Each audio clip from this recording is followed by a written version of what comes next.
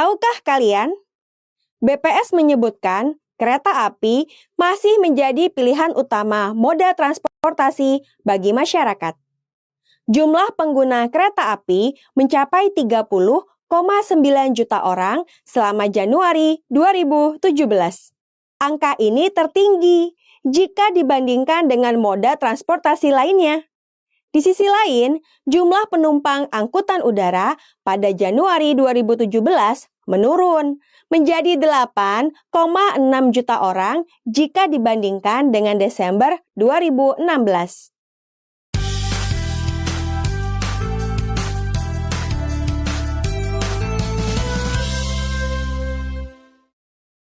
Teman-teman, pusat keunggulan ekonomi memiliki pengaruh besar seperti pada migrasi penduduk. Nah, video kali ini kita akan melanjutkan pembahasan dari segi transportasi dan lembaga sosial ekonomi ya. Dari segi transportasi, pusat keunggulan ekonomi membawa pengaruh besar. Mobilitas penduduk tidak dapat dilakukan tanpa adanya sarana dan prasarana transportasi yang memadai. Untuk mendukung mobilitas penduduk antar daerah, pemerintah membangun jalan, bandara, dan pelabuhan. Dengan tersedianya sarana tersebut, interaksi sosial, budaya, ekonomi antar penduduk dapat berjalan dengan mudah dan cepat. Contohnya, PT Freeport membangun Bandar Udara Timika, kemudian juga membangun jalan-jalan utama sebagai akses ke tambang dan juga jalan-jalan di daerah terpencil sebagai akses ke desa-desa. Nah, kota yang dibangun secara bertahap oleh Freeport bernama Tembagapura. Lembaga sosial adalah keseluruhan sistem norma yang terbentuk berdasarkan tujuan, fungsi, dan kebutuhan pokok tertentu dalam kehidupan masyarakat. Berbagai jenis lembaga sosial yang ada di Indonesia merupakan hasil dari keberagaman budaya masyarakat Indonesia yang saling melengkapi satu dengan lainnya. Beberapa lembaga sosial yang ada antara lain lembaga pendidikan, keluarga, politik, ekonomi, dan lain sebagainya. Keberadaan pusat keunggulan ekonomi juga berkaitan dengan bermunculannya lembaga sosial ini. Contohnya, PT Freeport memberikan sumbangan untuk masyarakat Papua, terutama warga yang ada di sekitar area pertambangan perusahaan di Kabupaten Mimika, untuk mendirikan sekolah bagi anak-anak asli suku Amungme dan Kamoro, yaitu Lembaga Pengembangan Masyarakat Amungme dan Kamoro atau LPMAK. Teman-teman, pusat keunggulan ekonomi Indonesia memiliki pengaruh besar, seperti pada transportasi dan lembaga sosial ya. Dari segi transportasi, mobilitas penduduk menjadi lebih mudah dan cepat. Sedangkan pada lembaga sosial, pusat keunggulan ekonomi dapat menciptakan lembaga sosial baru seperti contoh di atas tadi ya teman-teman. Tahukah kalian, di balik teori keunggulan komparatif, terdapat sosok seorang pakar ekonomi politik Inggris yang sangat berpengaruh. Sosok tersebut tidak lain adalah David Ricardo. Menurutnya, perdagangan internasional terjadi bila ada perbedaan keunggulan komparatif antar negara. Ia menentang pemikiran yang memandang perdagangan hanya bertujuan untuk mengumpulkan emas atau perak. Sebuah negara harus memusatkan kegiatan perekonomiannya pada industri yang menjadi keunggulan dan paling kompetitif, serta melakukan kegiatan perdagangan dengan negara lain untuk memperoleh barang-barang yang tidak diproduksi sendiri. Sehingga setiap negara dapat mencukupi setiap kebutuhannya, memperoleh keuntungan, dan memiliki daya saing terhadap negara lain.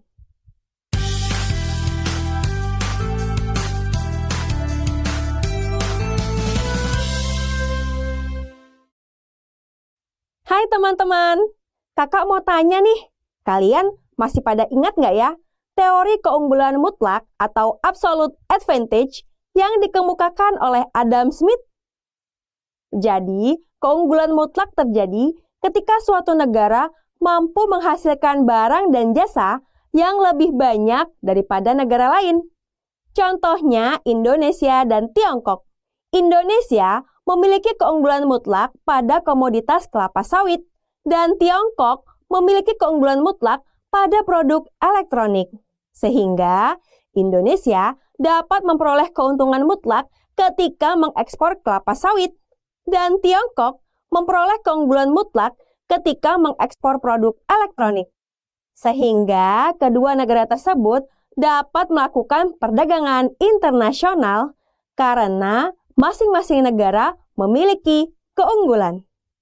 Nah, kalau pemerintah Indonesia fokus untuk mengembangkan sumber daya alam agar mampu menghasilkan produk yang berkualitas, sepertinya negara kita harusnya bisa jadi pengekspor terbesar ya.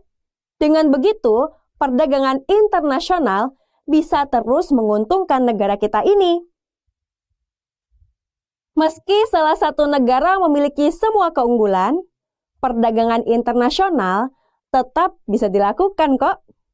Perdagangan antar kedua negara tetap dapat saling menguntungkan ketika suatu negara mampu menghasilkan barang dan jasa lebih banyak dengan biaya murah daripada negara lain. Nah, ini disebut keunggulan komparatif. Teori keunggulan komparatif ini dikemukakan oleh David Ricardo untuk melengkapi teori keunggulan mutlak yang dikemukakan oleh Adam Smith. Sebagai contoh, Indonesia dan Malaysia sama-sama memiliki kemampuan dalam memproduksi kopi dan timah. Indonesia memproduksi kopi dengan biaya yang murah, tetapi tidak mampu memproduksi timah dengan harga yang murah seperti Malaysia. Artinya, Indonesia memiliki keunggulan komparatif dalam memproduksi kopi, dan Malaysia memiliki keunggulan komparatif dalam memproduksi timah.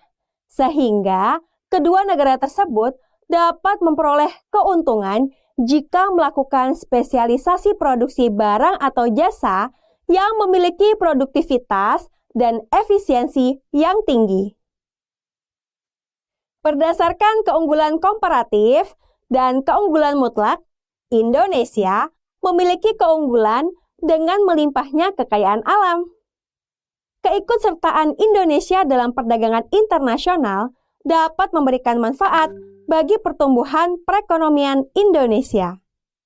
Dengan mengandalkan melimpahnya sumber daya alam dan tenaga kerja yang dimiliki, Indonesia mampu menghasilkan produk yang bersaing di pasar internasional dengan biaya produksi yang murah ya teman-teman. Tahukah kalian?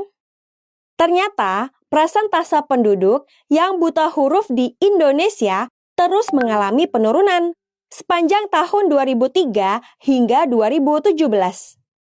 Berdasarkan data Badan Pusat Statistik, persentase penduduk Indonesia berusia di atas 15 tahun yang buta huruf sebesar 4,5%, yang berarti 95,5% penduduk usia tersebut melek huruf. Hal ini menunjukkan SDM Indonesia mengalami peningkatan kualitas dari tahun-tahun sebelumnya ya. Ayo, semangat terus memberantas buta huruf di negara kita.